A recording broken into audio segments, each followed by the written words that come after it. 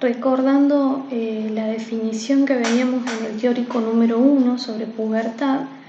decíamos que este es un periodo dentro del desarrollo sexual, el cual inicia con la primera ovulación, en el caso de la hembra, que puede estar acompañado o no de la manifestación de celo, y que termina una vez que es adquirida la ciclicidad, es decir, cuando se producen ciclos estrales donde hay manifestación externa del celo y ovulación, y se suceden estos en intervalos regulares. También recordemos que el punto de inicio de esta etapa es una vez que se produce el primer pico preovulatorio de LH, y que a su vez esta etapa está bajo lo que es la regulación de un control endocrino, es decir, va a estar regulada por hormonas que van a estar siendo sintetizadas por distintos tejidos, distintos órganos, y que van a conducir al inicio de la actividad reproductiva. En este caso vamos a desarrollar lo que es la hembra, y cuando veamos el teórico práctico de macho vamos a ver qué es lo que pasa en el caso del macho. En el gráfico que podemos ver a la derecha, lo que hemos querido mostrarles es cómo crecen las distintas estructuras del aparato reproductor en consonancia con lo que son las gonadotrofinas que están en el gráfico inferior. Una vez que nace la ternera, se comienzan a observar en el ovario folículos en distintos grados de crecimiento. Es decir, hay reclutamiento y se desarrollan ondas de crecimiento folicular donde se producen estrógenos. El estrógeno es la principal hormona, que es la que va a conducir, que es la que va a favorecer junto con otras a lo que es el crecimiento de lo que son cada uno de los órganos que conforman el aparato reproductor. Entonces, en este caso, quería mostrarles cómo ese crecimiento es sostenido aproximadamente hasta la semana 20-24. Después ese crecimiento de los órganos es como que se detiene para aumentar posterior a la semana 40. Y el máximo crecimiento de estos órganos se observa alrededor de la época donde se va a producir la pubertad. Fíjense ustedes que más allá de que haya ondas de crecimiento folicular, no hay ovulación, y esto es en consonancia con los niveles que ustedes pueden ver abajo de lo que es la LH.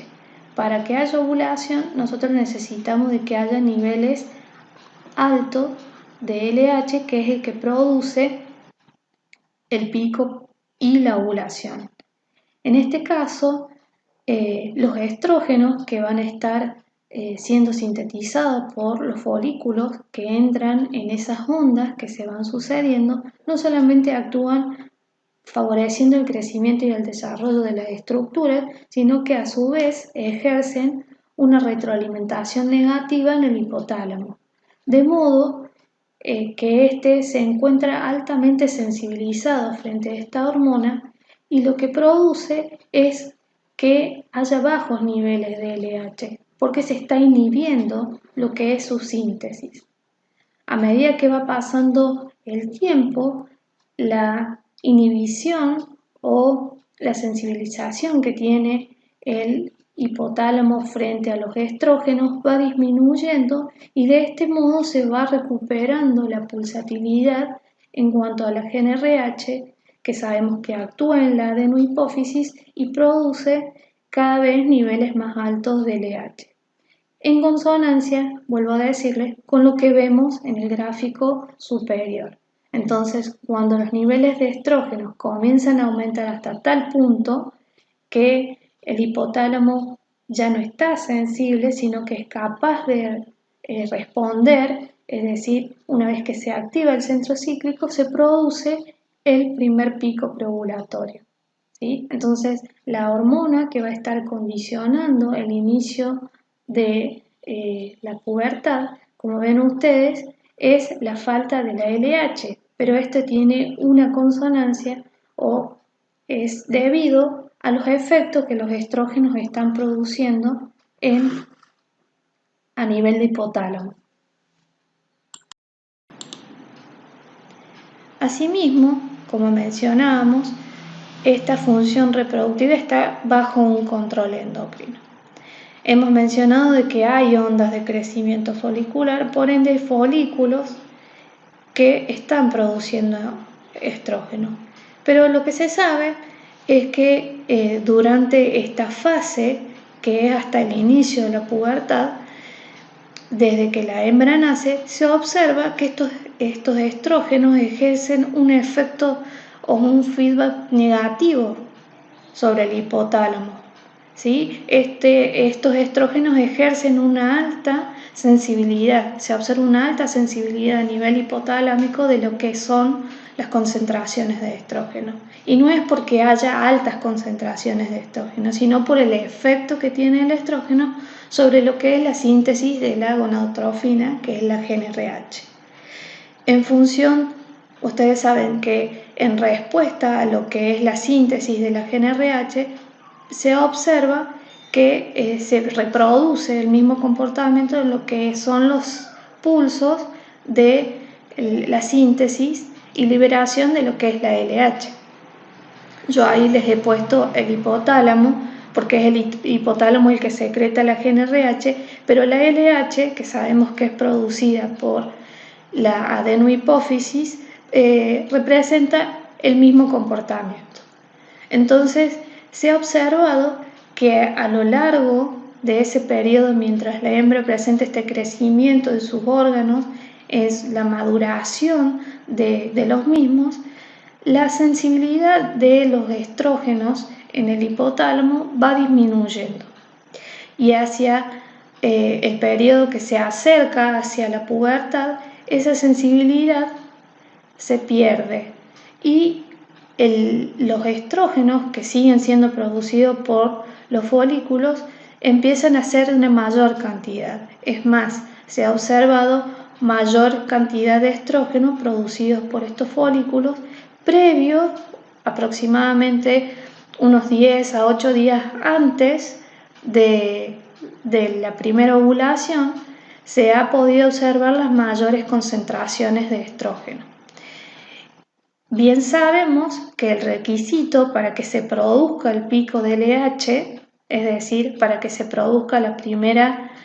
ovulación posterior a este pico, es que el estrógeno ejerza sobre el hipotálamo, específicamente sobre el centro cíclico, su activación. Es decir, lo que nosotros necesitamos es que esos niveles altos de estrógeno alcancen al hipotálamo en la zona del centro cíclico y lo activen, de modo que en respuesta a esta activación el hipotálamo secrete pulsos de alta frecuencia y baja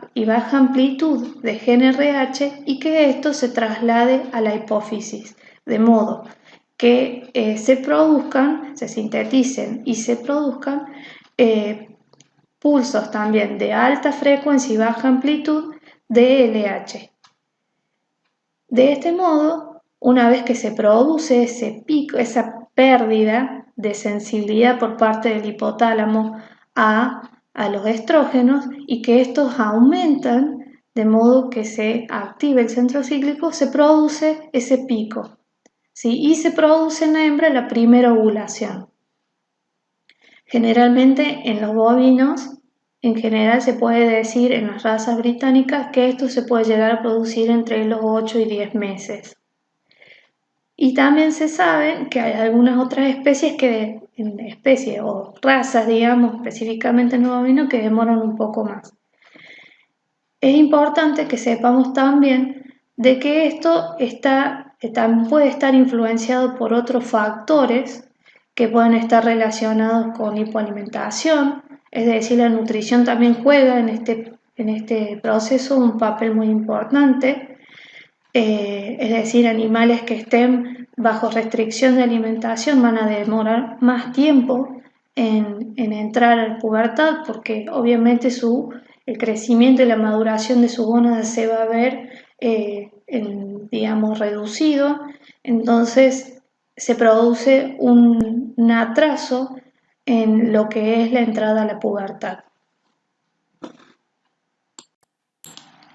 Entonces, para finalizar, vamos a decir de que la pubertad es un proceso que está muy influenciado por lo que es el control endocrino, y en este caso los estrógenos juegan un papel muy importante porque son los que sabemos que activan el centro cíclico, y que esto no se va a producir sino hasta cuando el hipotálamo pierda esa sensibilización que tenía al estrógeno. Y más cercano a la pubertad, cuando los estrógenos que se producen son más altos y esa sensibilidad se perdió, se produce la activación del centro cíclico, y a través de una síntesis de una mayor cantidad de GnRH, nosotros en adenohipófisis se va a producir una mayor síntesis de LH que va a determinar la descarga del pico de LH que va a determinar la ovulación. Esa primera ovulación se produce en ausencia de un cuerpo lúteo, es decir, se produce en ausencia de niveles de progesterona, y se caracteriza por producirse un celo silente, es decir, es un celo que no se va a manifestar, y recién vamos a poder identificar o vamos a poder observar los signos del celo, que se recuerdan ustedes, el signo primario era la conducta que la hembra manifiesta cuando se deja montar por otra hembra o por el macho, y que en este caso, en el del inicio de la pubertad, no se manifiesta. Es decir, cuando nosotros observemos que tenemos un plantel de terneras y empecemos a ver que hay algunas hembras que montan a otras, vamos a poder empezar a determinar cuáles son las que han entrado en pubertad. Es decir, nosotros lo que vamos a estar observando es el signo primario del celo, pero que se produce en el segundo, hacia la segunda ovulación. Ni bien se produce esta primera ovulación, tenemos un primer ciclo que se produce posterior, ¿sí? Y que es un ciclo corto. ¿Por qué? Porque en el lugar donde se produce la primera ovulación se genera un cuerpo lúteo. Este cuerpo lúteo es pequeño, produce pocas cantidades de progesterona y generalmente se lisa al poco tiempo que se produce. Entonces, por eso decimos que el primer ciclo posterior al inicio de la pubertad es un ciclo corto, pero no implica que el siguiente, es decir, el segundo ciclo, sea igual, sino que ya el segundo ciclo, ya sí en presencia ya de niveles de progesterona y en presencia de un folículo que fue ovulado, va a generar una onda, va a generar un ciclo que va a tener una duración normal. Es decir, ya vamos a poder estar hablando de que si esa hembra tiene un ciclo de 2 ondas, va a tener una duración de 20 días. Si tiene 3 ondas de crecimiento folicular, va a tener un ciclo de 23 días de duración aproximadamente.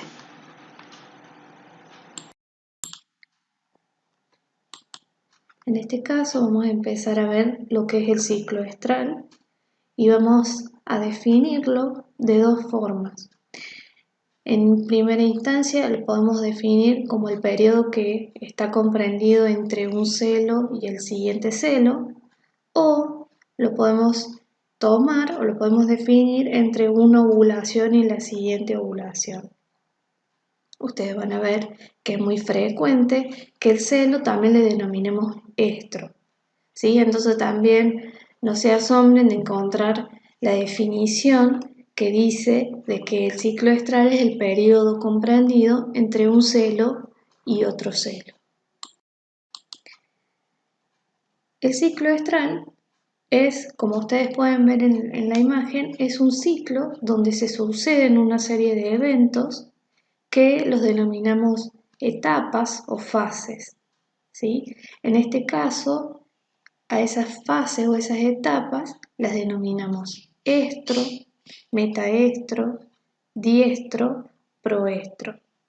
Y también valga la aclaración de que ustedes en la imagen pueden ver el anestro, que más adelante cuando hablemos de puerperio lo vamos a definir como un periodo donde el animal no está ciclando y que puede deberse a diversas razones. En esta etapa, en este momento que la hembra está pasando, se pueden suceder una serie de cambios o se pueden ver a simple vista una serie de cambios que pueden ser cambios morfológicos en cuanto a lo que son estructuras, en cuanto a lo que son, por ejemplo, presencia de estructuras en el ovario, presencia, por ejemplo, de zonas edematizadas, en el caso del estro, pero también podemos ver cambios fisiológicos que se producen, que están principalmente afectados por lo que son las hormonas en sí, por el efecto que producen las hormonas. También podemos ver que el animal manifiesta cambios conductales o de comportamiento, que ya los vamos a ir viendo.